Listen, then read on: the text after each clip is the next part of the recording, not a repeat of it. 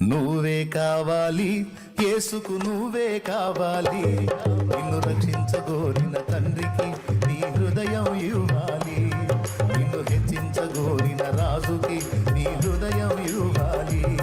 నువ్వు ఉన్న రీతిగానే వట్టి పాత్రగానే, నువ్వు ఉన్న రీతిగానే వట్టి పాత్రగానే నువ్వే కావాలి, యేసుకు నువ్వే కావాలి.